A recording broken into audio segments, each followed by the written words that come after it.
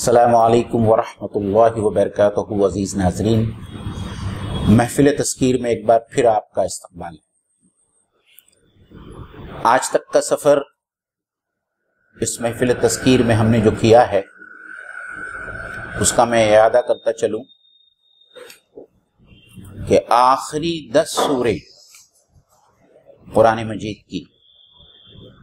جو عام طور پر ہم کو یاد ہوتی ہے اور نمازوں میں ہم جس کی قرأت کرتے ہیں، اس کو سمجھنے کا یہ سلسلہ ہم نے سورۃ الفیل سے شروع کیا تھا، اور آج الحمدللہ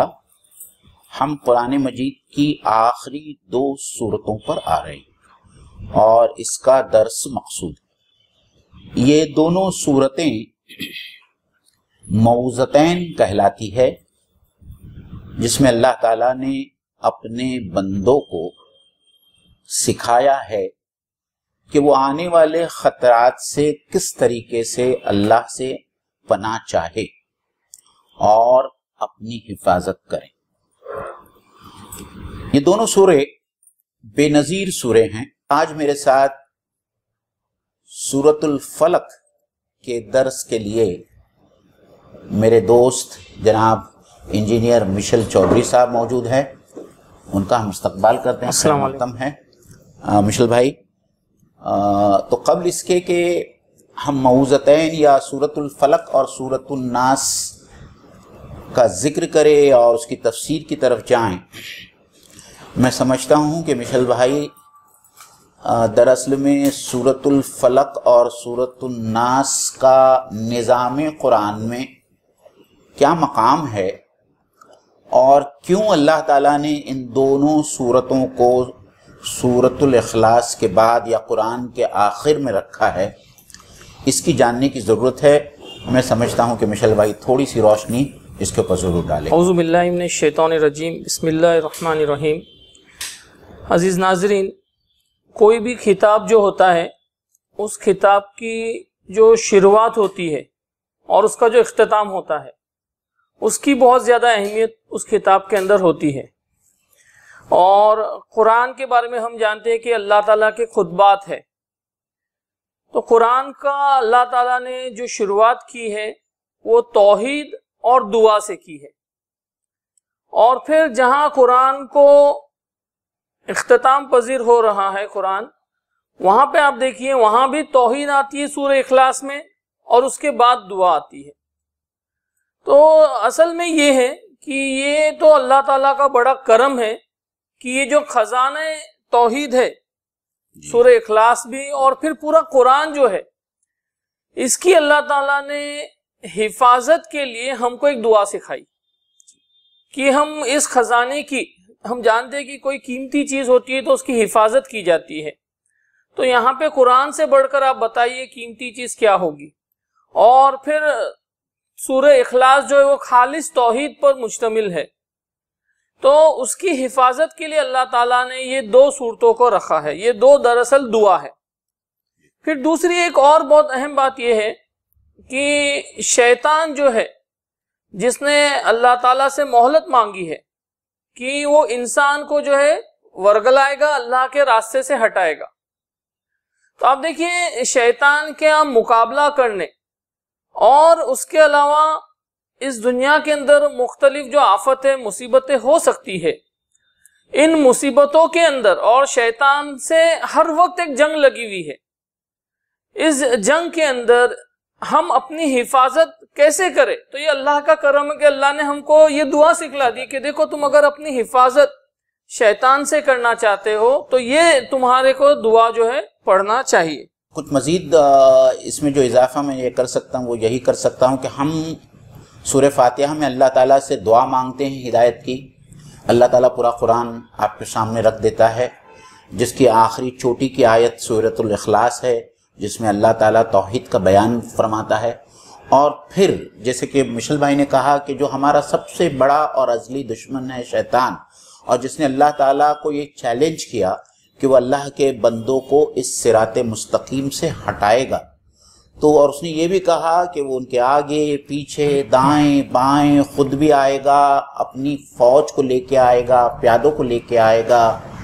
اور وہ بندگان خدا کو صراط مستقیم سے ہٹانے کی کوشش کرے گا۔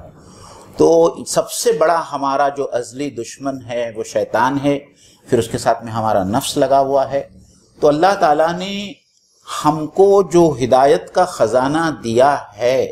اور اس میں جو سب سے بڑا خطرہ ہے کہ اس ہدایت کے راستے سے ہم کس طریقے سے ڈائیورٹ ہو سکتے ہیں یا گمراہ کیا جا سکتا ہے ہمیں، اس سے بچنے کے لیے اللہ تعالیٰ نے معوذتین جو ہے، یہ دونوں سورے جو ہے اللہ تعالیٰ نے ہم کو عطا کی ہے۔ اور معوذتین کا ایک خاص پہلو یہ بھی ہے، اور یہ سمجھنا بھی چاہیے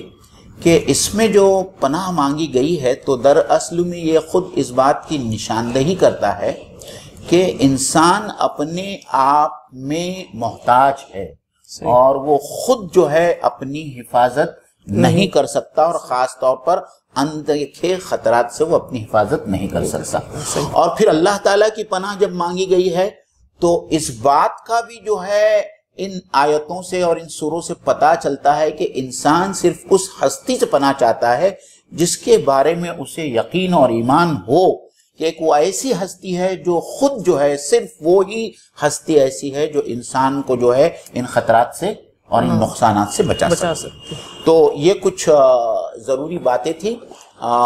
اب ہم انشاءاللہ تعالی سورۃ الفلق کی طرف جو آتے ہیں۔ اعوذ باللہ من الشیطان الرجیم، بسم اللہ الرحمن الرحیم۔ قل اعوذ برب الفلق من شر ما خلق ومن شر غاسق اذا وقب ومن شر النفاثات في العقد ومن شر حاسد اذا حسد۔ عزیز ناظرین، ہمارا یہ وتیرہ رہا ہے اور ہم یہ ہمیشہ کوشش کرتے ہیں کہ کسی ایک ترجمے پر اکتفا نہ کریں، اور ہم یہ بھی کوشش کرتے ہیں کہ بہت سارے تراجم اور بہت ساری تفسیروں کی روشنی میں ہم عربی متن کا لب لباب آپ لوگوں کے سامنے رکھنے کی کوشش کریں، تاکہ ہمارے ذہن میں قرآن مجید کی آیتوں کا ایک صحیح ترجمہ اور ایک صحیح مفہوم ہمارے سامنے آ جائے۔ تو اسی کی مدد سے جو آج کا جو قرآن مجید کی یہ سورہ فلق ہے، 113ویں سورہ، اس کا ترجمہ میں آپ لوگوں کے سامنے رکھتا ہوں۔ اللہ تعالیٰ فرماتا ہے، قل، اے میرے نبی آپ کہہ دیجئے۔ اس کے اوپر ہم انشاءاللہ تعالیٰ ڈسکشن کریں گے۔ اعوذ، میں پناہ میں آتا ہوں، میں پناہ لیتا ہوں، برب الفلق، کس کی پناہ میں آتا ہوں؟ فلق کے رب کی۔ فلق کی معنی صبح بھی لی گئی ہے، فلق کی معنی تمام مخلوقات بھی لی گئی ہے۔ تو اللہ تعالیٰ جو ہم کو دعا سکھا رہا ہے اس میں کہہ رہا ہے، کل، اے نبی آپ کہہ دیجئے کہ میں تمام مخلوق کے رب کی پناہ میں آتا ہوں، میں پناہ لیتا ہوں تمام مخلوقات کے رب کے پاس۔ کس چیز سے؟ من شر، شر سے۔ کس کے شر سے؟ ما خلق، جو کچھ بھی اس نے پیدا کیا ہے ان تمام تخلیقات کے شر سے میں اللہ تعالیٰ کی پناہ میں آتا ہوں۔ ومن شر، اور شر سے، برائی سے، کس کی؟ غاسق اذا وقب، اندھیرے سے، رات کے اندھیرے سے یا رات سے جب وہ اس کا اندھیرا چھا جاتا ہے۔ ومن شر، اور ایک اور چیز کی شر سے، یعنی اللہ تعالیٰ نے تمام مخلوقات کی شر سے پناہ لینے کی بات کی ہے، پھر رات کے اندھیرے سے پناہ لینے کی بات کی ہے، اور جو تیسری بات یہاں رکھی جا رہی ہے، من شر النفاثات، نفاثات جو ہے یہ جمع کا صیغہ ہے، نفاست کی جمع ہے، یہ اس میں مبالغہ بھی ہے، اس سے پھونکنے والیاں یا پھونکنے والے مرد مراد لیے گئے ہیں۔ فی العقد، جو گرہ کے اندر، گانٹ کے اندر زیادہ پھونک مارنے والے ہیں، اور یہ استعارہ ہے عربی زبان میں جادو ٹونا کرنے والوں کے لیے، یعنی میں اپنے آپ کو اللہ کی حفاظت میں دیتا ہوں، پناہ میں دیتا ہوں ان لوگوں کے خلاف جو جادو ٹونا کرتے ہیں، جھاڑ پھونک کرتے ہیں۔ ومن شر، اور شر سے، برائی سے، حاسد، حسد کرنے والوں کے جب وہ حسد کریں۔ تو یہ سیدھی سادھی 4 آیتیں ہیں، لیکن اس کے اندر معنی کے خزانے موجود ہیں، جس کو ہم انشاءاللہ تعالیٰ ایک ایک آیت کو لے کر اس کو ٹیپ کریں گے اور اس کو زیادہ سے زیادہ بہتر انداز میں جو ہے ہم سمجھنے کی کوشش کریں۔ سورۃ الناس اور سورۃ الفلق کے بارے میں جب آپ تفسیریں اٹھا کر دیکھیں گے،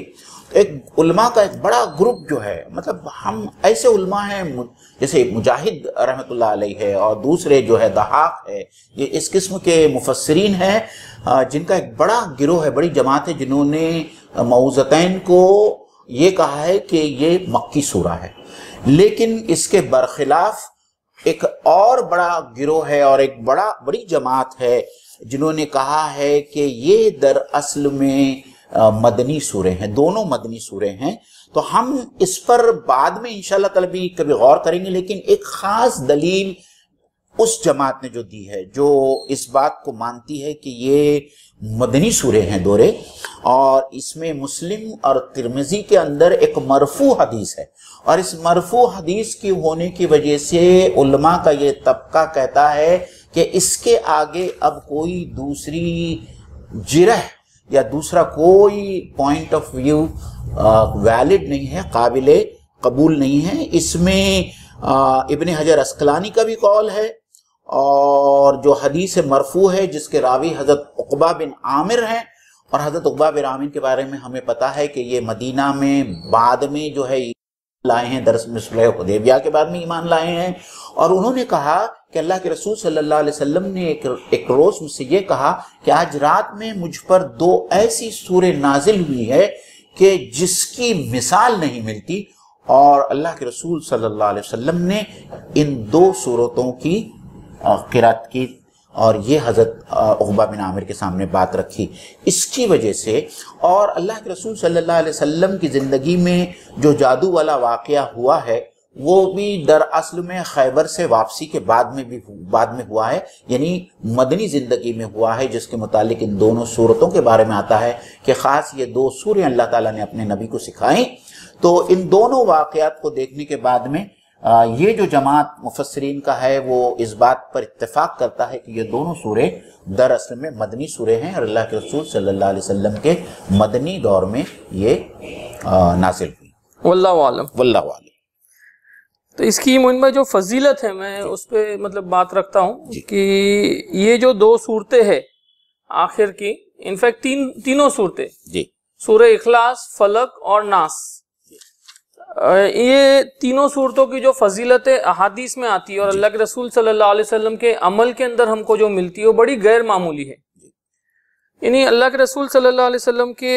جو صحیح احادیث ملتی ہے اس میں یہ بات آتی ہے کہ جب بھی اللہ کے رسول صلی اللہ علیہ وسلم کسی تکلیف میں یا بیمار ہوتے تھے تب اللہ کے رسول صلی اللہ علیہ وسلم یہ سورہ فلق اور ناس کا جو ہے وہ تلاوت کرتے تھے۔ اور دوسری بات احادیث میں آتا ہے کہ جب بھی کوئی مصیبت یا آفت آتی تھی تو اس وقت بھی اللہ کے رسول صلی اللہ علیہ وسلم ان کی تلاوت کرتے تھے۔ مطلب اگر ہم کو بھی مصیبتوں سے، آفتوں سے بچنا ہے، ہم کوئی تکلیف کے اندر ہے، ہم بیمار ہیں، تو اس وقت جو اللہ سے ہم کو مدد مانگنی چاہیے ان صورتوں کے حوالے سے مانگنی چاہیے۔ دوسری جو فضیلت آتی ہے وہ یہ کہ اللہ کے رسول صلی اللہ علیہ وسلم سوتے وقت سورہ اخلاص، فلق اور ناس جو ہے اس کی تلاوت کرتے تھے اور دم بھرتے تھے اور اپنے اوپر جو پھونکتے تھے اور گھر والوں کے اوپر۔ سورہ کافرون کے بارے میں بھی آتا ہے، سورہ بعض احادیث میں یہ آتا ہے کہ سورہ کافرون، اور یہ تینوں سورے جو ہے پڑھ کر وہ اللہ کے رسول دم کرتے تھے۔ اور بعض اس میں یہ بھی آتا ہے موین بھائی کہ اٹھتے وقت بھی اللہ کے رسول صلی اللہ علیہ وسلم یہ پڑھتے تھے۔ اور ان صورتوں کی یہ جو آخری 2 صورتیں، ان کی فضیلت کے بارے میں ایک بہت اہم بات یہ ملتی ہے کہ اللہ کے رسول صلی اللہ علیہ وسلم کا جو فجر کی نماز کے اندر معمول تھا کہ اکثر اللہ کے رسول صلی اللہ علیہ وسلم فجر کے اندر جو ہے وہ بڑی بڑی صورتوں کی تلاوت کرتے تھے، لیکن بعض موقعوں پر اللہ کے رسول صلی اللہ علیہ وسلم نے یہ 2 صورتوں کو فجر کی نماز میں پڑھے ہیں۔ یعنی ان کی اہمیت معنوی اعتبار سے ان کی جو اہمیت ہے وہ اتنی زیادہ ہے کہ اللہ کے رسول صلی اللہ علیہ وسلم نے فجر میں بھی جو ہے ان کی تلاوت کی ہے۔ اللہ کے رسول صلی اللہ علیہ وسلم سے یہ بھی روایت ہے کہ فجر کی جو سنتیں ہیں، اللہ کے رسول ان 2 سنتوں میں بھی جو ہے یہ موعظتین پڑھا کرتے تھے۔ صحیح۔ تو مطلب یہ کہ بہت کثرت سے اللہ کے رسول صلی اللہ علیہ وسلم ان صورتوں کی تلاوت کیا کرتے تھے، اور یہ بذات خود ہمارے لیے ایک بہت بڑی تاکید ہے اس کے اندر کہ جو لوگ آپ صلی اللہ علیہ وسلم کا اسوے کو اپنانا چاہتے ہیں اور ان کا آپ صلی اللہ علیہ وسلم کا اتباع کرنا چاہتے ہیں، انہیں چاہیے کہ کم سے کم دیکھیے جب آدمی سوتا ہے تو ہم نیند کو کیا کہتے ہیں؟ ہم نیند کو سیڈو ڈیتھ کہتے ہیں، کہ یہ جو ہے نیم زندگی اور نیم موت کی حالت میں انسان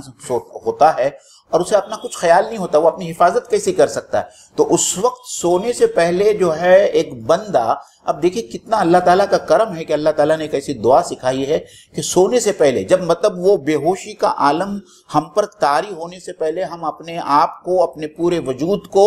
اللہ کی حفاظت میں دے دے، اللہ کی پناہ میں دے دے کہ اللہ تعالیٰ تو اب میری حفاظت فرما اس عالم میں جس عالم میں مجھے کوئی ہوش اور حواس باقی رہنے والا نہیں ہے مجھ میں۔ ہم کو جو سبق ملتا ہے یہ احادیث کے ذریعے سے کہ اگر اللہ کے رسول صلی اللہ علیہ وسلم، وقت کا نبی، اگر اس کی حاجت محسوس کرتا ہے کہ وہ ان دعا کے ذریعے سے اللہ سے اپنی پناہ مانگ رہا ہے اور اللہ کی حفاظت میں جانے کی بات ہو رہی ہے، تو ہمارے لیے تو یہ۔ اور دوسری بات، ہم کو اصل میں اپنے بچوں کو بھی اس بات کی تعلیم اور تربیت دینی چاہیے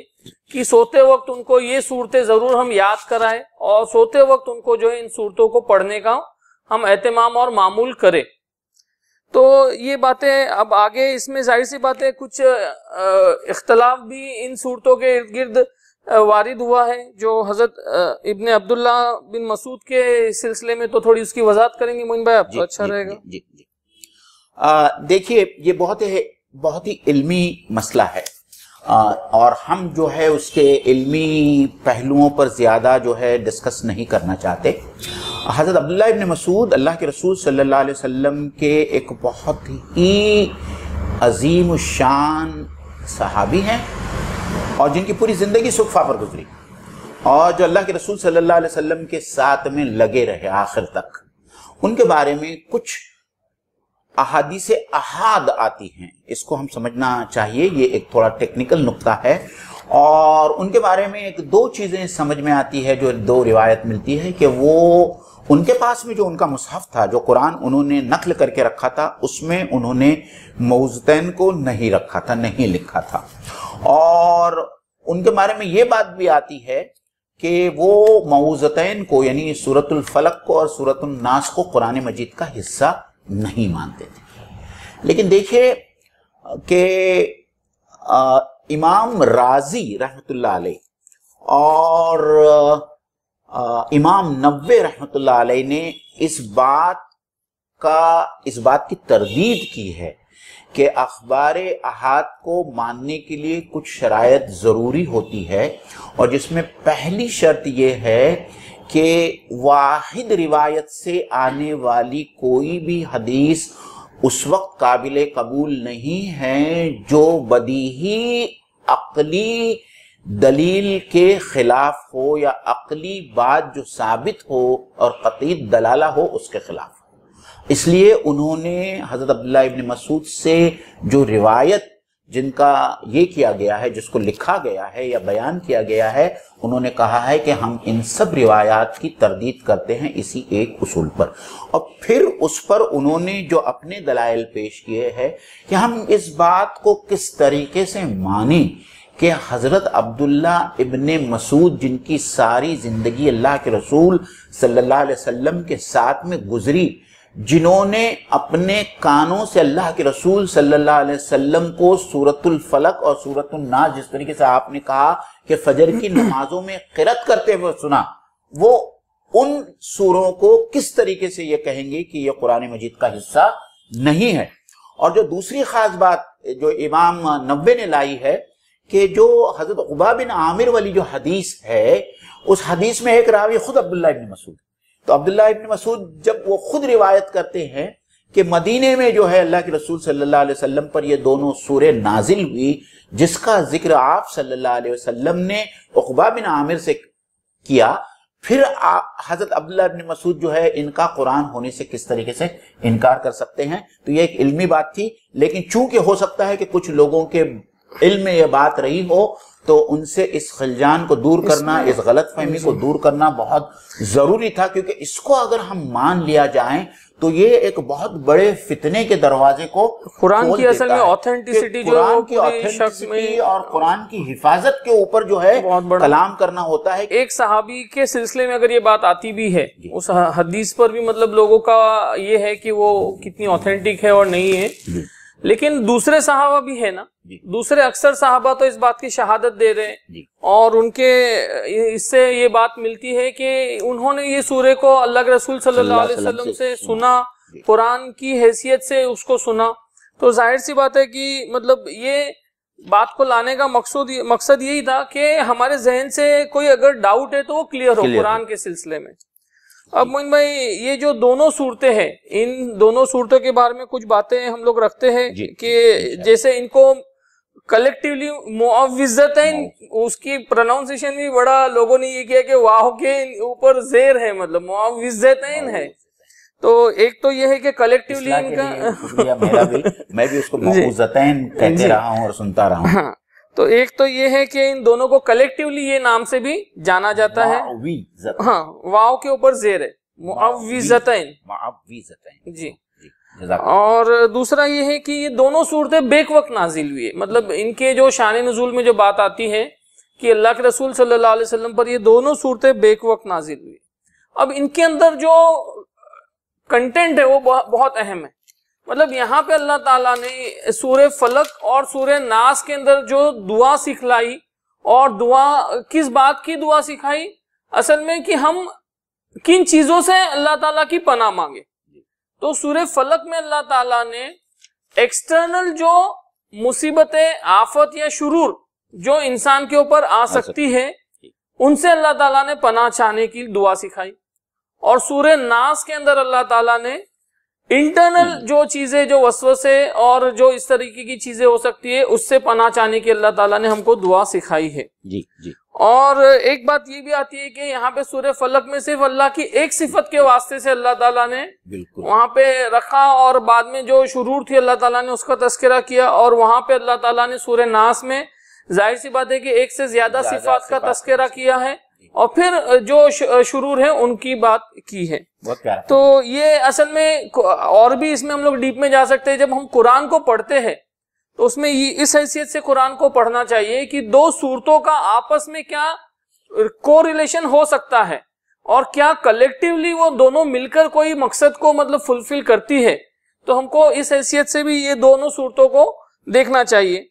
تو ہم لوگ آگے چلیں گے میرے خیال سے معین بھائی،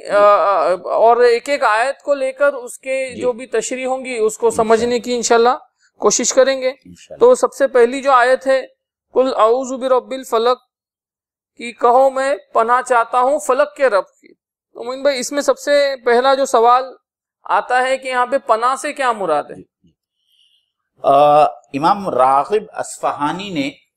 اعوذ کی معنی میں لیا ہے کہ اس کی معنی ہوتی ہے کسی سے پناہ چاہنا یا اپنے آپ کو کسی کی حفاظت میں دے دینا یا کسی سے لپٹ پڑنا اس انداز میں کہ وہ ہستی تمہاری حفاظت کرے،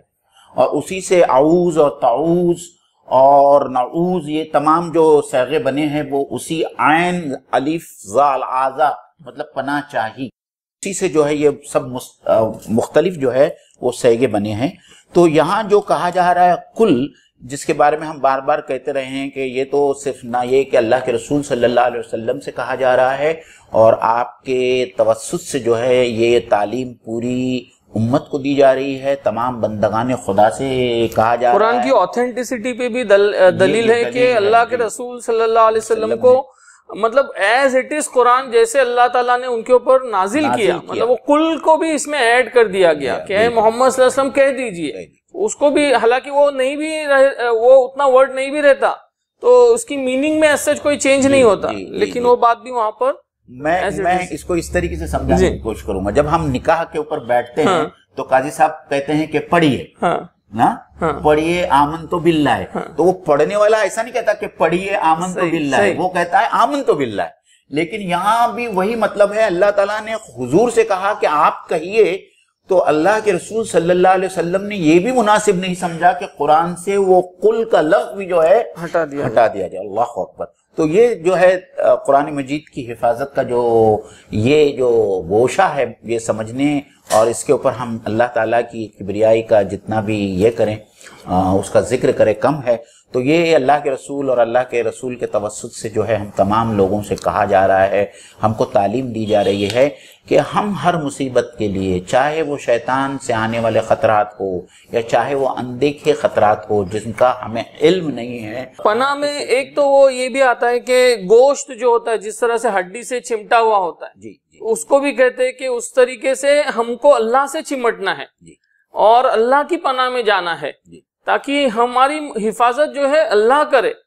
تو ظاہر سی بات ہے جب اللہ ہماری حفاظت پر آ جائے تو چاہے کوئی بھی شر ہو, چاہے کوئی بھی خطرہ ہو, چاہے کتنی بھی بڑی مصیبت ہو, ہم اس سے جو ہے حفاظت ضرور اپنی پائیں گے. جی تو یہ بات بڑی پیاری ہے. میرے خیال سے آمین احسن اصلاحی نے یا فراہی نے وہ گوشت کا بھی عربی مفہوم دیا ہے جو اس سے لگا ہوا ہوتا ہے, ہڈی سے چمٹا ہوا ہوتا ہے. اس میں بھی جو ہے یہی لفظ جو ہے یا یہی روٹ جو ہے وہ استعمال کیا گیا. مطلب اللہ کی ذات سے ایسا چمٹنا ہے, ایسا اپنے آپ کو اللہ کی ذات کے ساتھ میں دے دینا ہے جیسے جو ہے گوشت ہڈی سے چمٹا ہوا ہوتا ہے. اس کو نکالنے کے لیے ہم کو باقاعدہ یہ کرنا پڑتی ہے, طاقت لگانا پڑتی ہے. اور اس کے ساتھ یقین پھر جو وابستہ ہوتا ہے کہ انسان جب اپنے آپ کو اللہ سے وابستہ کرتا ہے, اللہ کی پناہ میں اپنے آپ کو دے دیتا ہے, تو پھر جو یقین ہونا چاہیے کہ اب اگر میں اپنے آپ کو اللہ کی امان میں دے رہا ہوں تو میری حفاظت تو گارنٹیڈ ہو گئی, اللہ تعالیٰ نے لے لیا, مطلب ہو گئی میری حفاظت, مطلب اب مجھ کو کوئی اس طریقے سے مصیبت نہیں پہنچا سکتا. میں رب پہ بعد میں آتا ہوں, پہلے ہم فلک پہ آتے ہیں. فلک کی معنی عربی زبان میں ہوتا ہے کسی چیز کو چیر کر اس میں سے ایک چیز نکالی جائے. جیسے قرآن مجید میں خود آیا ہے فالق الاصباح کہ وہ صبح کو نکالنے والا ہے, اور اس سے کچھ لوگوں نے یہاں رب الفلق سے مراد صبح کے رب سے لی ہے. جس طریقے سے اللہ تعالی رات کی تاریکی کو چیر کر اس میں سے صبح کی سفیدی اور صبح کی روشنی کو نمودار کرتا ہے, حالانکہ جب رات کی تاریکی ہوتی ہے تو اتنی تاریکی ہوتی ہے کہ انسان تصور بھی نہیں کر سکتا کہ اس میں سے کس طریقے سے جو ہے روشنی باہر آنے والی ہے, لیکن یہ اللہ تعالیٰ اس پر قدرت رکھتا ہے. اسی طریقے سے جو ہے اللہ تعالیٰ نے سورہ انعام میں کہا ہے فالق الحب والنوى کہ اللہ کی ذات وہ ذات ہے جو دانے میں سے پودا اگاتی ہے, دانے کو چیر کر پھاڑ کر اس میں سے پودا اگاتی ہے, اور کھجور کی گٹھلی میں سے وہ کھجور کے درخت کو نکالتی ہے. مطلب جو جس چیز کا وجود نہیں ہے اللہ تعالیٰ اس چیز کو ایک دوسرے چیز میں سے وجود میں سے لاتا ہے, اور یہ چیز وجود میں آتی ہے کسی چیز کو چیر کر. اسی لیے جو بہت سارے مفسرین ہیں انہوں نے دراصل میں فلک سے مراد تمام مخلوقات لیا ہے کہ اللہ تعالیٰ کی جتنی تخلیق ہے, جو مخلوق ہے, ان سب سے مراد یہاں ہے کہ ہم اس رب کی پناہ میں اپنے آپ کو دیتے ہیں جو تمام مخلوقات کا رب ہے. اور جس طریقے سے مشل بھائی نے بتایا کہ سورۃ الناس میں اللہ تعالیٰ نے اپنی 3-4 صفات کو گنایا, یہاں صرف رب کے لیے یا یہ کیوں لایا ہے, اس کی وجہ یہ ہے کہ رب جو ہے, رب کی معنی ہوتی ہے پرورش کرنے والا, اس میں نگہبانی بھی آتی ہے, صرف پیدا کرنے والا نہیں ہوتا. رب کی معنی ہم نے سورۃ الفاتحہ میں بہت تفصیل سے دیکھا کہ ایک ایسی ہستی جو ہم کو ایک مرحلے سے دوسرے مرحلے سے ہوتے ہوئے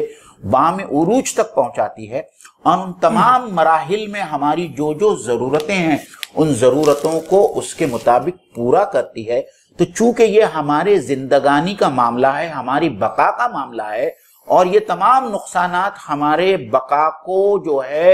ایک خطرہ ہے, ہماری ایمانی بقا کو, ہماری جسمانی بقا کو, اس لیے اللہ تعالیٰ نے یہاں دوسری صفت استعمال نہ کرتے ہوئے اپنی رب کی صفت جو ہے اللہ تعالیٰ نے استعمال کی.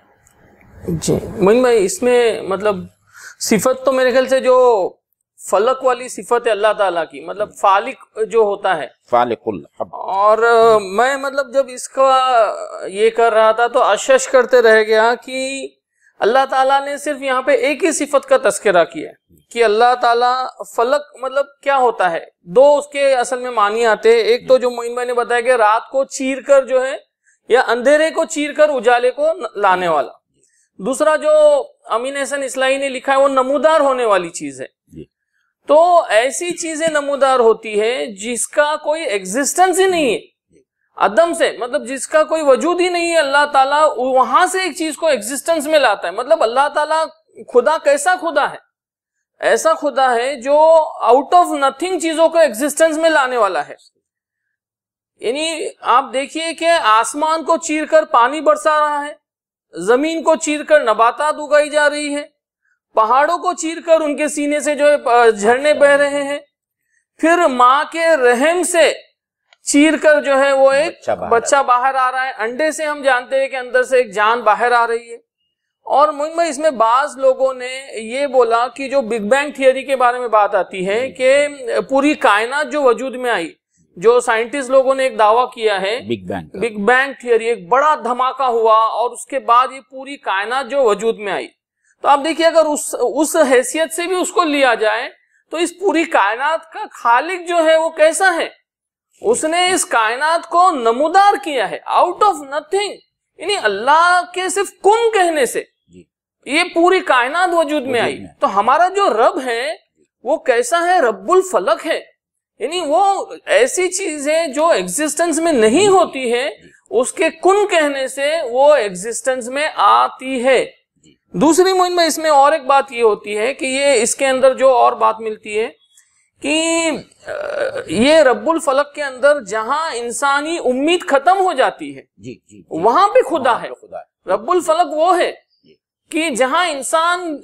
امید چھوڑ دیتا یا جہاں انسان کے لیے یہ امپاسبل ہے تو وہاں پہ خدا موجود ہے. جیسے غار سور کے اندر وہ واقعہ جب ملتا ہے کہ بس اگر حضرت ابو بکر صدیق رضی اللہ تعالیٰ عنہ کہتے کہ اگر جھکتے وہ لوگ تو صرف ہم کو پا جاتے اور پکڑ لیتے. اس وقت اللہ کے رسول صلی اللہ علیہ وسلم نے ڈھارس بندھائی کہ ہمارے ساتھ اللہ ہے, غم نہ کرو, وہ پورا جو یہ ہے. تو انسان کی زندگی کے اندر, اور معین بھائی سورہ بقرہ میں اتنی پیاری ایک آیت ہے کہ اللہ تعالیٰ ان لوگوں کا مددگار ہے. کن لوگوں کا مددگار ہے؟ جو اس پہ ایمان رکھتے ہیں. اور پھر آگے اللہ تعالیٰ نے بتایا کہ جو اللہ پر یقین کرتے ہیں اللہ تعالیٰ ان کے ساتھ کیا کرتا ہے؟ اندھیروں کی گہرائیوں سے نکال کر ان کو اجالے میں لاتا ہے.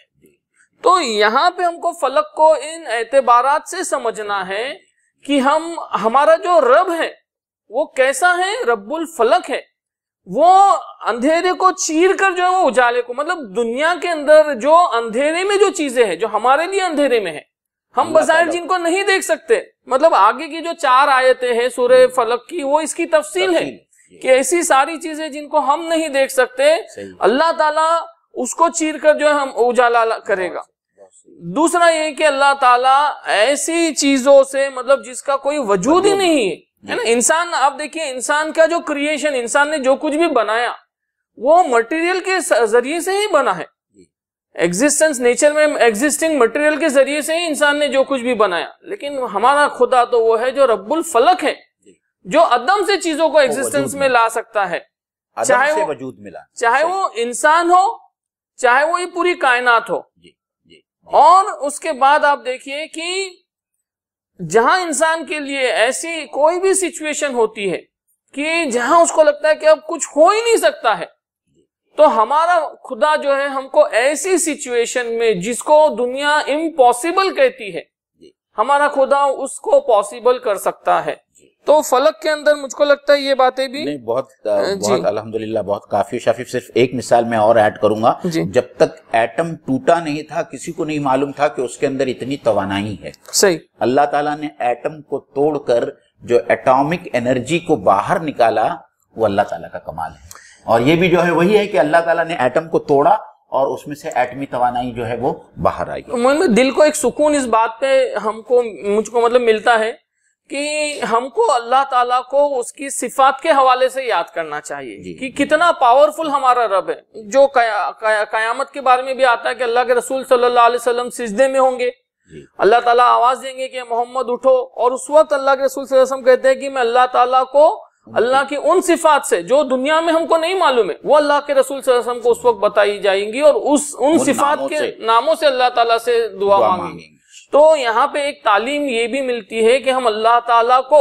اس حیثیت سے، اور یہاں پہ تو صرف ایک ہی صفت کا تذکرہ کیا گیا لیکن اتنی پاورفل، اتنی زبردست کہ انسان اش کرتے رہ جائے۔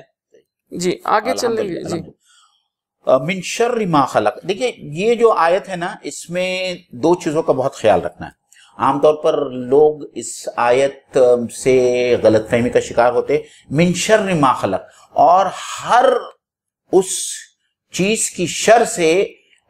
جو اللہ تعالیٰ نے پیدا کی۔ یہاں جو نسبت جو ہے اللہ تعالیٰ کی وہ پیدا کرنے سے ہے، خلق سے ہے، نہ کہ شر سے ہے۔ شر کی نسبت جو ہے مخلوق سے ہے، اور مخلوق کی نسبت اللہ تعالیٰ نے اپنے سے جوڑی ہے۔ تو یہ نہیں ہے کہ اللہ تعالیٰ نے کوئی شر پیدا کیا ہے، اللہ تعالیٰ نے جو مخلوق پیدا کیا ہے اس کے شر سے جو ہے ہم اللہ تعالیٰ کی پناہ میں آتے ہیں، اللہ اپنے آپ کو اللہ تعالیٰ کی حفاظت میں دیتے ہیں۔ میں صرف ایک بات آپ لوگوں کے سامنے کہنا چاہوں، دیکھیے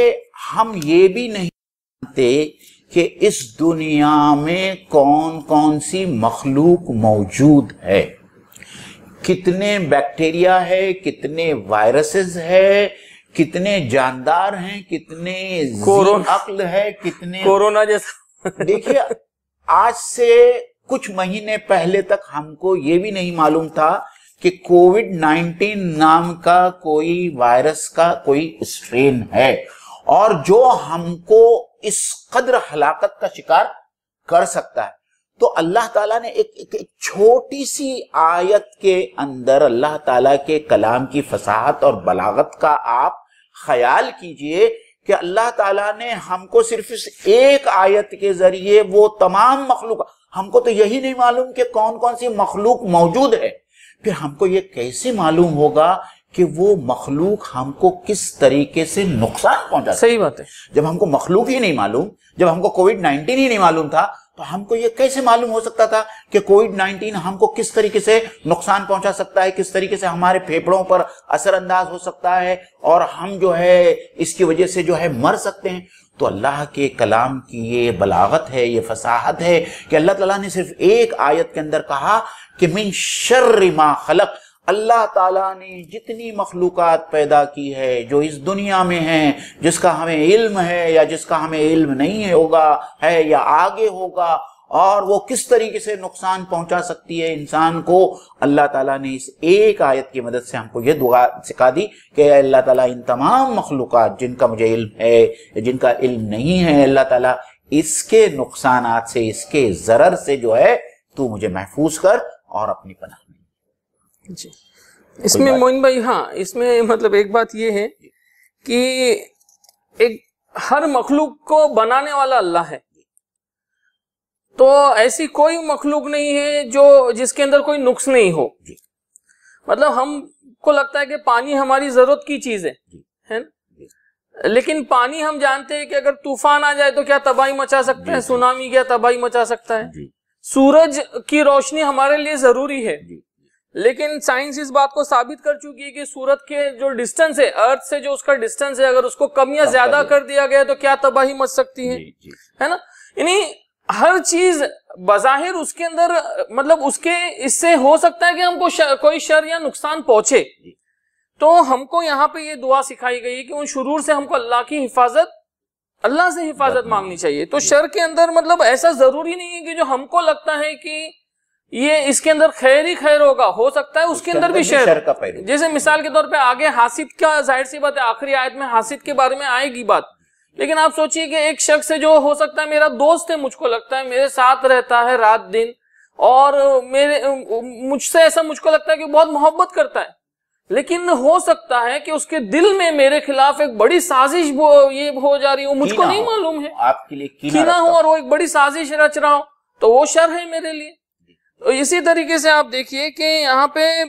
جو مثالیں ملتی ہے سیرت کے اندر، ایک صحابی کی مثال ملتی ہے۔ عام طور پہ ہم کو لگتا ہے کہ رزق جو ہے، رزق ہے نا، رزق تو اس کی جو تنگی ہوتی ہے تو بعض اوقات انسان جو ہے وہ کیا ہو جاتا ہے، بڑا گھبرا جاتا ہے، بوکھلا جاتا ہے، وہ بلکہ یہ بھی کہتا ہے کہ اللہ تعالیٰ نے مجھ کو کیا کر دیا ہے، ذلیل کر دیا ہے، اور وہ اس آزمائش کو سمجھ نہیں پاتا ہے کہ اس کے ذریعے سے اللہ تعالیٰ کا مقصد کیا ہے۔ انسان بندہ مطلب اللہ تعالیٰ جب کوئی آزمائش میں بھی ڈالتے ہیں، جیسے حضرت ایوب علیہ السلام کے بارے میں آیا کہ اللہ نے ان کو جب بیماری میں مبتلا کیا 18 سال تو اللہ سے قریب ہو گئے، اور تو بیماری بھی بعض اوقات کیا ہوتی ہے، خدا سے ہم کو لگتا ہے کہ وہ شر ہے، لیکن جو مطلب ہم کو جو شر لگتا ہے ہو سکتا ہے اس میں خیر ہو، اور جو ہم کو لگتا ہے کہ خیر ہو سکتا ہے اس میں شر ہو، تو یہ ہماری سمجھ کے باہر ہے۔ مطلب ایک صحابی کی جو مثال آتی ہے کہ انہوں نے آ کے اللہ کے رسول صلی اللہ علیہ وسلم سے دعا کی کہ اللہ تعالیٰ بڑے غریب تھے کہ میری رزق کے لیے آپ دعا کیجئے، برکت کے لیے آپ دعا کیجئے، 3 مرتبہ اللہ کے رسول صلی اللہ علیہ وسلم نے منع کیے، لیکن جب وہ اصرار کرنے لگے تو اللہ کے رسول صلی اللہ علیہ وسلم نے ان کے لیے دعا کی اور ان کے رزق میں بڑی فراوانی ہو گئی۔ بعد میں ہوا گیا، وہ مسجد نبوی میں نماز پڑھتے تھے، دھیرے دھیرے ان کی مسجد نبوی سے نماز چھوٹ گئی۔ وہ بڑا اچھا واقعہ ہے مشل بھائی، کاروبار کے لیے ان کو آپ اس کو، اور مجھے ان صحابی کا نام شاید حاتب بن بلتع رضی اللہ تعالیٰ عنہ، انہوں نے رزق کی دعا مانگنے کے لیے کہا، اللہ کے رسول صلی اللہ علیہ وسلم نے دعا مانگی، ان کے بکریوں کا دھندا تھا اور ریوڑ تھا، وہ آہستہ آہستہ بکریوں کے ریوڑ اتنے بڑھنے لگے کہ ان کے لیے مدینے میں رہنا جو ہے وہ ممکن نہیں ہو سکا۔ تو پہلے جب 5 وقت کی نمازیں وہ حضرت اللہ کے رسول صلی اللہ علیہ وسلم کے پیچھے مسجد نبوی میں پڑھتے تھے، بعد میں صرف وہ جمعہ کے لیے آنے لگے مسجد نبوی میں، پھر ان کے بزنس کا یہ حال ہو گیا کہ وہ مدینے سے بہت دور جانے پر مجبور ہو گئے، اور جمعہ کی نماز بھی جو ہے وہ مسجد نبوی سے جو ہے وہ، تو یہ مال جو ہے انسان کے لیے کیا ہو گیا، اس کے لیے فتنہ بن گیا، فتنہ مطلب شر بن گیا۔ تو پھر موسیٰ علیہ السلام کا تو جو واقعہ قرآن نے رکھا ہے، وہ واقعے میں تو جو مطلب چیزیں رکھی ہیں کہ آخری اس پر تو چلو خیر سے بول سکتے ہیں کہ انہوں نے مدد کی، دیوار تعمیر کی، کچھ مدد کی، لیکن پہلے 2 کیسز میں تو بالکل یہ تھا، ایویڈنٹ تھا کہ یہ کوئی ایک شر کریٹ کر رہے، نقصان پہنچا رہے، لیکن اللہ تعالیٰ کی مطلب جو اللہ تعالیٰ کی اسکیم آف تھنگز ہوتی ہے اس میں پوری مخلوق، اور یہاں پہ اللہ تعالیٰ نے جو لفظ لایا ہے کہ تمام مخلوقات کے اندر تو جو انسین ہے، ان نون ہے، نون بھی ہو سکتے ہیں، ان نون بھی ہو سکتے ہیں، اور سین بھی ہو سکتے ہیں، ان سین بھی ہو سکتے ہیں، اور انسان کی سمجھ کے پرے چیزیں ہیں، مطلب جن چیزوں کو انسان خیر سمجھتا ہے ہو سکتا ہے وہ بھی شر ہو، اور جن چیزوں کو انسان شر سمجھتا ہے وہ ہو سکتا ہے انسان کے لیے۔ تو ہم اسی لیے اللہ سے پناہ مانگ رہے کہ تو ہماری حفاظت کر ان تمام چیزوں سے جو ہمارے لیے شر کا باعث بن سکتی ہے۔ سورہ بقرہ میں وہ آیت ہے مشل بھائی، عسیٰ ان تحبوا شیئا وہو شر لکم وعسیٰ ان تکرہوا شیئا وہو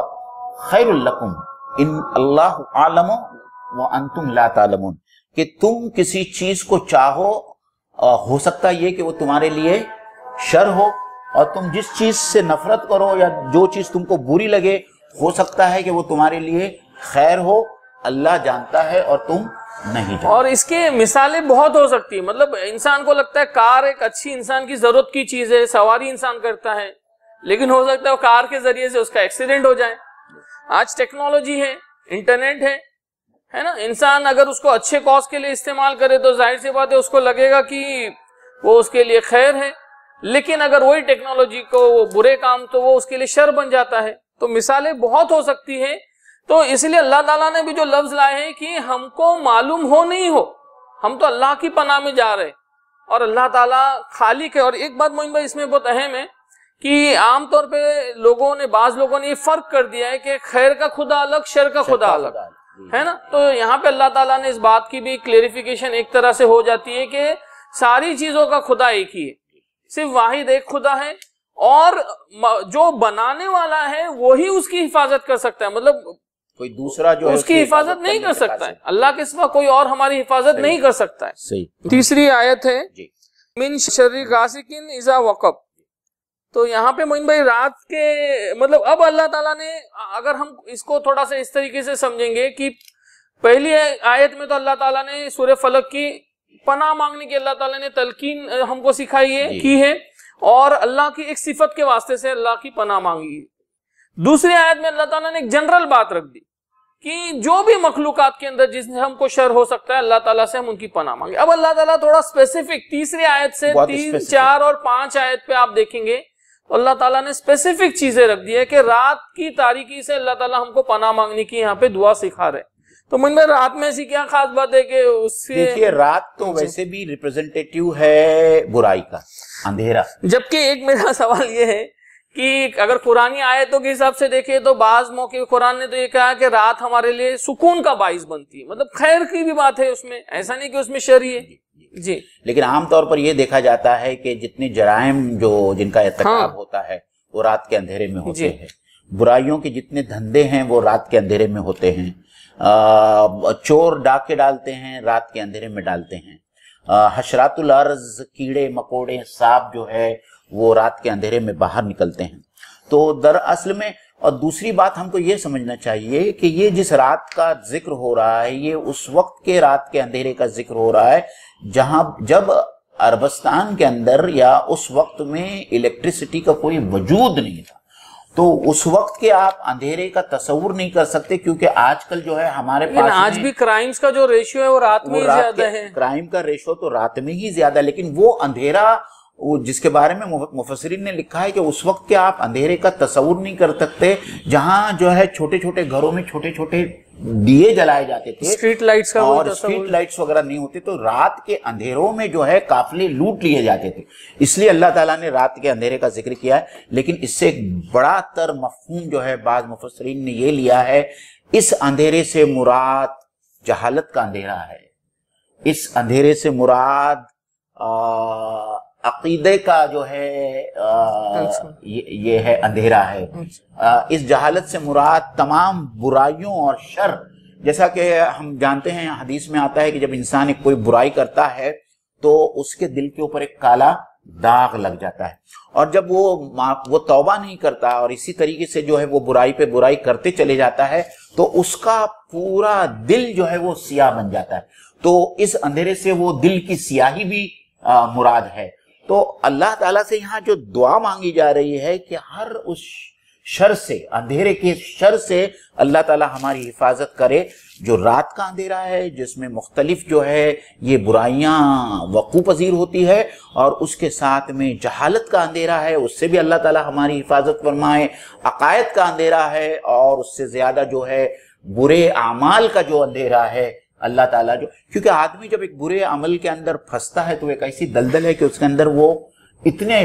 گہرائی میں چلے جاتا ہے کہ پھر اس سے باہر نکل نہیں پاتا. تو اللہ تعالیٰ جو ہے اس اندھیرے سے وہ بھی مراد لی گئی ہے کہ اللہ تعالیٰ ان تمام اندھیروں سے ہماری حفاظت کرے اور ہم اپنے آپ کو اللہ کی حفاظت. اس میں ایک ڈائمنشن موین بھائی یہ بھی ہے کہ مطلب ایک تو ظاہر سی بات ہے کہ رات کے وقت مطلب جو چور ڈاکو مطلب جو بھی شر ہو سکتا ہے ہم اللہ سے پناہ مانگ رہے کہ اللہ تعالیٰ ہماری حفاظت کر، بالخصوص رات میں جو جرائم ہوتے ہیں ان سے.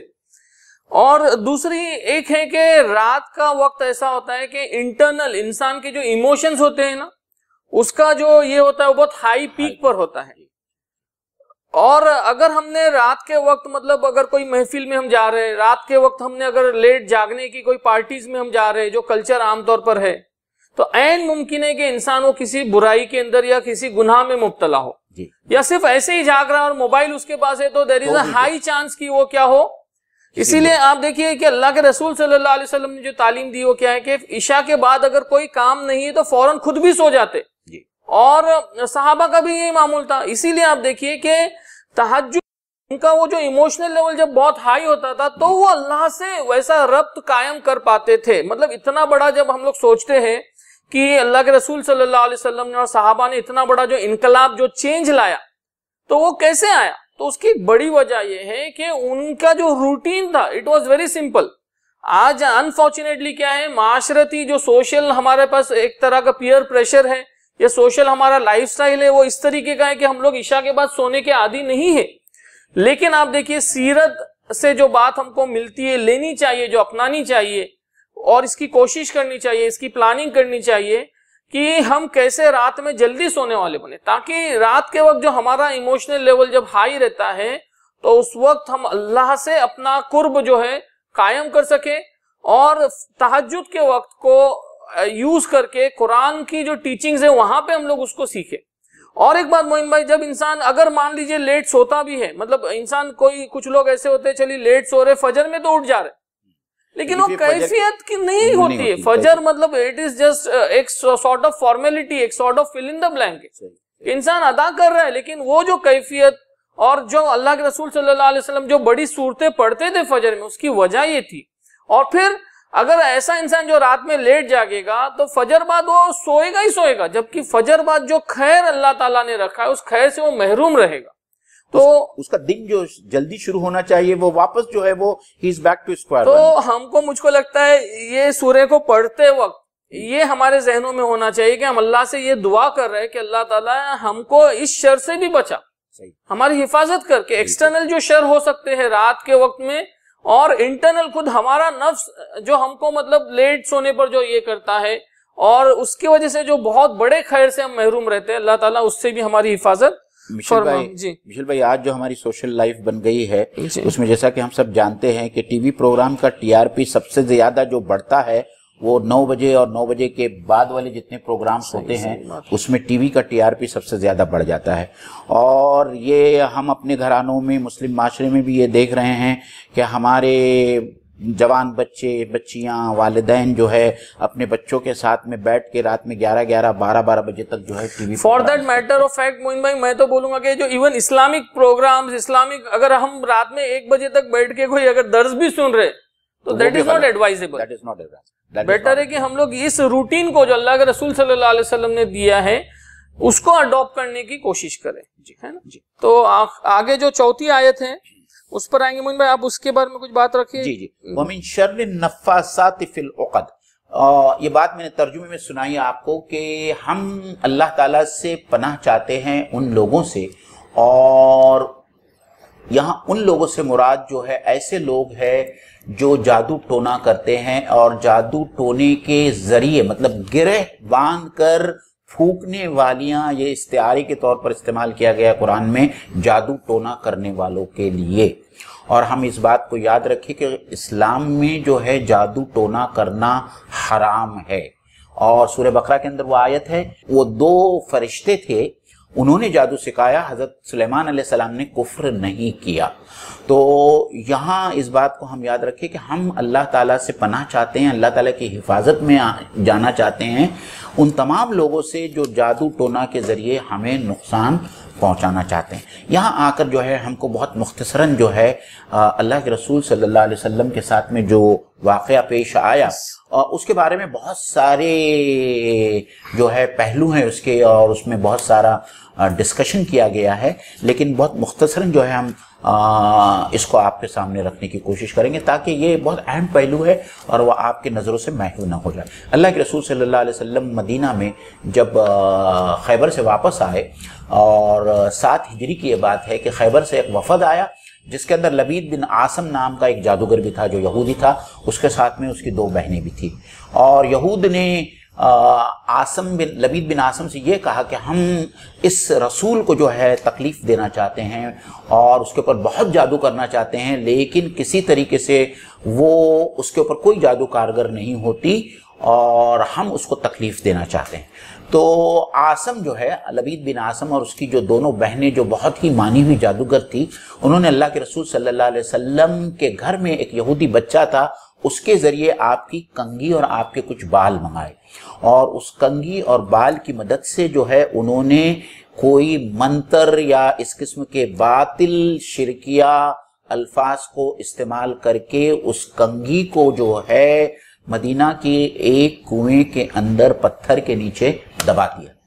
اس کا کرنا ایسا ہوا کہ فوری طور پر اللہ کے رسول صلی اللہ علیہ وسلم پر کوئی اثر نہیں ہوا، لیکن 6 مہینے کے بعد میں اللہ کے رسول صلی اللہ علیہ وسلم پر کچھ جسمانی اثرات ظاہر ہونا ہوئے، جس میں یہ ہوتا تھا کہ آپ کمزور ہو رہے تھے، اور کبھی کبھی آپ کو یہ لگتا تھا کہ میں نے یہ کام کیا، حالانکہ آپ وہ کام نہیں کرتے تھے. اس کا اثر صرف اس حد تک ہی محدود رہا. اللہ کے رسول صلی اللہ علیہ وسلم کا جو فریضہ منصبی ہے یا جو نبوت کا فریضہ ہے اور جو نبوت کا کام تھا، وہ ایک مشت یا ایک دانہ برابر، ایک نقطہ برابر بھی اس کے اندر کوئی رکاوٹ یا اس کے اندر کوئی خلل نہیں پڑا. لوگ عام طور پر یہی خیال کرتے ہیں کیا ایک نبی بھی جو ہے اس قسم کے جادو کا شکار یا اس قسم کے جادو کا اثر کسی نبی پر بھی ہو سکتا ہے، اور ایک بڑا سوالیہ نشان اس کے سامنے آتا ہے. تو مفسرین نے یہ بھی لکھا ہے کہ یہ ایک جسمانی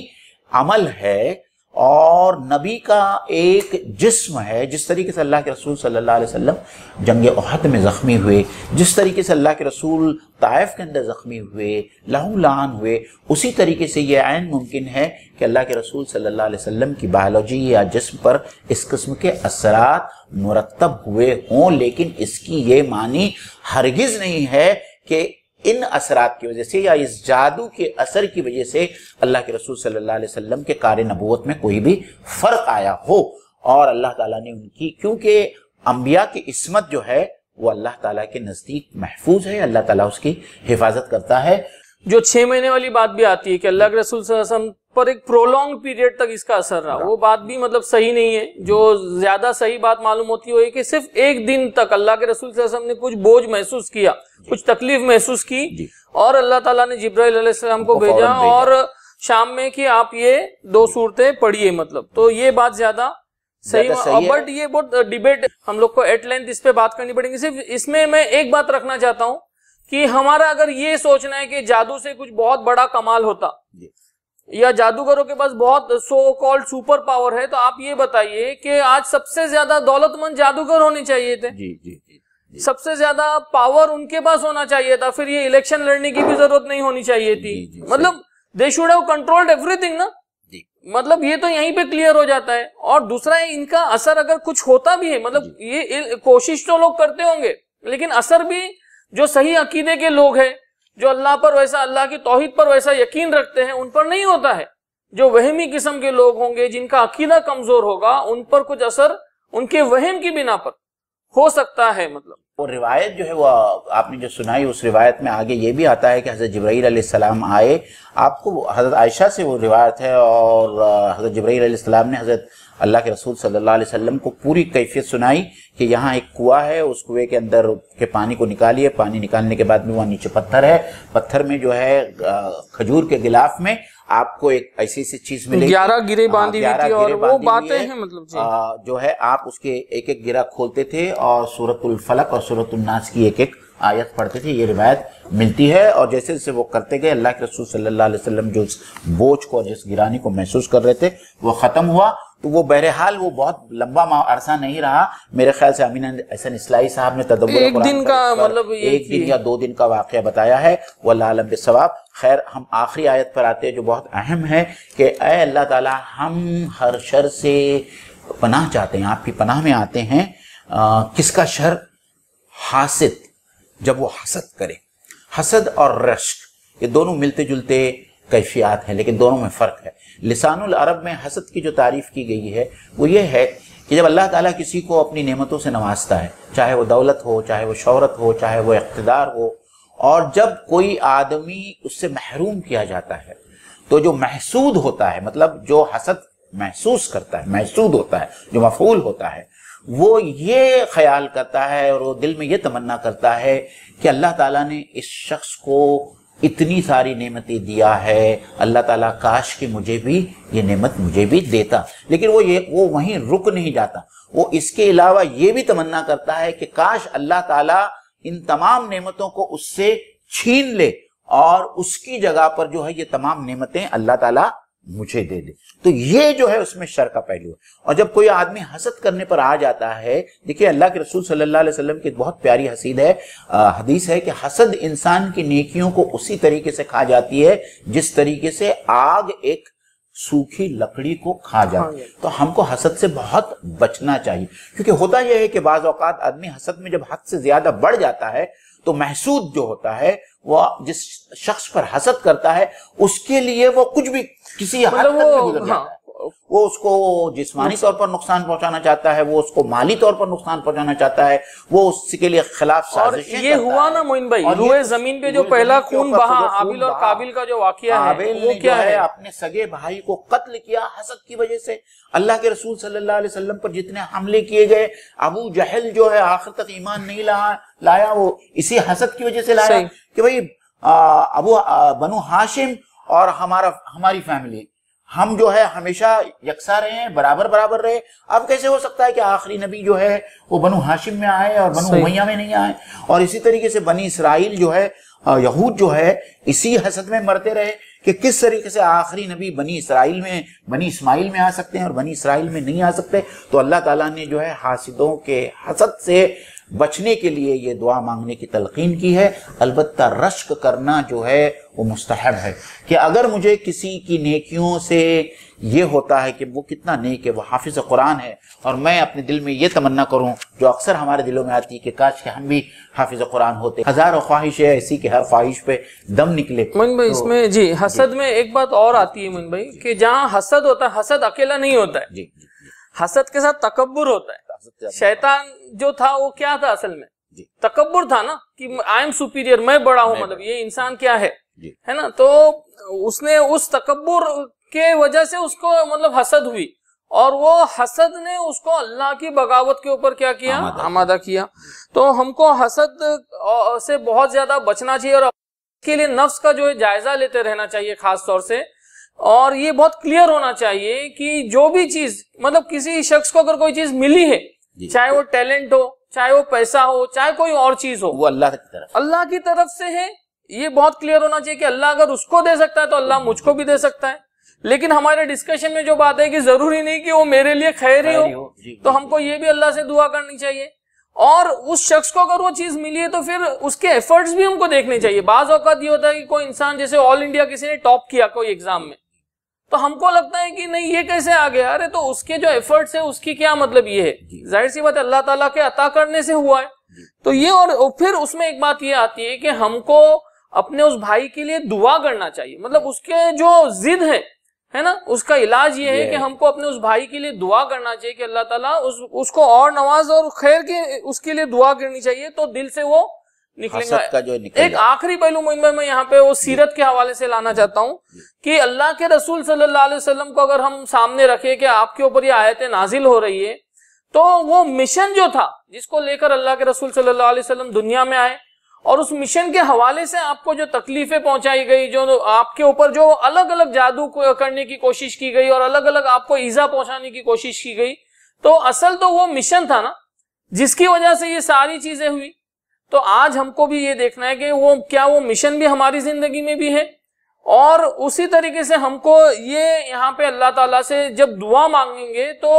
صرف زبان سے کلمات نہیں ادا کرنا ہے، شعور بھی ہونا چاہیے کہ ہم کیا مانگ رہے، کس سے مانگ رہے اور کیا مانگ رہے. اور پھر وہ یقین ہونا چاہیے کہ جس سے مانگا جا رہا ہے وہ دینے پر قادر ہے، مطلب وہ فالق ہے، وہ رب الفلق ہے، اس کی وہ صفت کے حوالے سے ہم کو اس سے دعا مانگنی چاہیے. تو اللہ تعالیٰ سے ہم دعا کرتے کہ اللہ تعالیٰ یہاں پہ جو بھی بات آئی ہم کو اللہ تعالیٰ کہنے سننے سے زیادہ عمل کی توفیق عطا فرما. قرآن کو سمجھ کے پڑھنے، اس کے مطابق عمل کرنے کی اللہ تعالیٰ توفیق دے. قرآن کی دعوت کو تمام انسانوں تک پہنچانے کی اللہ تعالیٰ توفیق دے. اور اس پورے دنیا کے اندر جو حالات ہے اللہ تعالیٰ اس کو خیر کے اندر بدل دے، اور ہم کو تمام شرور سے اللہ تعالیٰ ہماری حفاظت فرما. آمین وآخر الدعوانا الحمدللہ رب العالمین. ناظرین اکرام، آپ کو بھی احساس ہوگا تھوڑا تشنگی کا، ہمیں بھی احساس ہے پوری طریقے سے کہ ہم کچھ آیات کو جو ہے جیسا کہ ان کا حق ہے اس طریقے سے آپ لوگوں کے سامنے پیش نہیں کر سکے.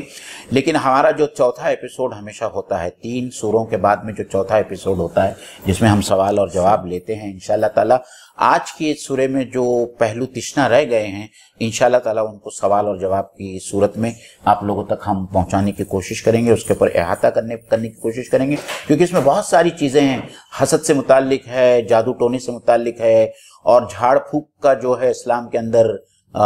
کیا مقام ہے، کیا یہ جائز ہے، کیا ناجائز ہے، اگر اس میں جائز ہے تو کیا جائز ہے. یہ تمام چیزیں ہیں جس کا احاطہ کرنا آج مقصود تھا لیکن ہو نہیں سکا. اور پھر اگلی جمعرات کو انشاءاللہ 9:30 بجے ہم سورۃ الناس لے کر آپ کے سامنے حاضر ہوں گے، اور اس کے بعد والے اگلی جمعرات کو جو ہے انشاءاللہ تعالی ہمارا سوال اور جواب کا سلسلہ ہوگا. تو آپ کے ذہن میں اگر کچھ سوالات ہیں تو آپ وہ سوالات ہم کو لکھ بھیجیں، اور ضرور بھی ضرور جو ہے آپ اگلی جمعرات کو 9:30 بجے دوبارہ ہم سے رابطہ قائم کریں. اور ابھی تک اگر آپ نے ہمارے چینل کو سبسکرائب نہیں کیا ہے تو آپ اس چینل کو سبسکرائب کریں اور اس کو پروموٹ کریں اپنے دوسرے بھائیوں، بہنوں اور رشتہ داروں تک، تاکہ زیادہ سے زیادہ لوگ قرآن مجید کو سمجھنے میں